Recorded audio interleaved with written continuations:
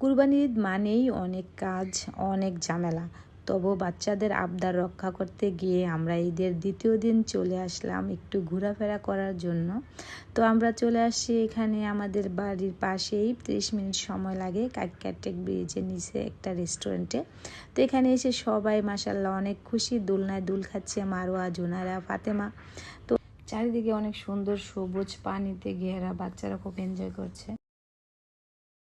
আর এই ফাতেমা দেখতেই পাচ্ছেন ও নাচানাচি করতেছে, ও মিউজিকের তালে নাচছে। মানে পানির উপরে যে ট্রলারগুলো আসতেছে ছেলেপেলেরা অনেক আনন্দ করতেছে ঈদ উপলক্ষে। এখানে অনেক মিউজিকের শব্দ, আর এই মিউজিকের শব্দ ফাতেমা খুবই মজা পাচ্ছে আর নাচছে। এই যে দেখতে পাচ্ছেন এই ট্রলারগুলোতে খুব জোরে জোরে মিউজিক বাজাচ্ছে আর ওরা নাচানাচি করতেছে।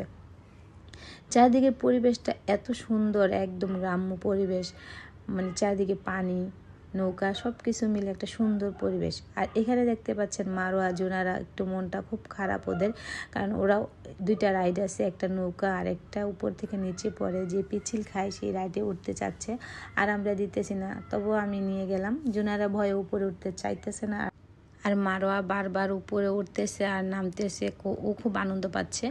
তো কিছুক্ষণ এখানে থেকে আমি ওদের নিয়ে আবার চলে আসলাম। তো আসার সময় দেখি এই নৌকাটা খুবই ভয়ানক জিনিস, আমি বাচ্চাদের উঠতে দিই না আর আমি কখনো উঠি নাই। তো এসে দেখি আমাদের খাবার সার্ভ করা হয়ে গেছে। তো আমরা এই জায়গায় চাউমিন আর বিভিন্ন ফ্রাই অর্ডার করছিলাম। তো এই যে দেখতে পাচ্ছেন এই যে ছেলে পেলে একটা ট্রলার নিয়ে আসছে, কি আনন্দ করতেছে। তো আমরা এই জায়গায় খাওয়া দাওয়ার পর্ব শেষ করে এখন বিদায় নেব। আর আমরা বাসায় যাওয়ার আগে প্ল্যান করলাম যে কাকিয়াটেক ব্রিজের উপর থেকে ফুচকা খাবো, পানিপুরি খাবো।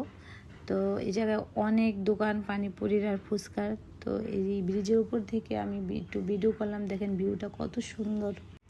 আর এই ব্রিজের এক পাশে সারি সারিভাবে ফুচকার দোকানগুলা খুব সুন্দর লাগে, সুন্দর করে প্যানে করে ফুচকার চটপটি বিক্রি করে। এখানে বিভিন্ন আইটেমের পানিপুরিও পাওয়া যায়।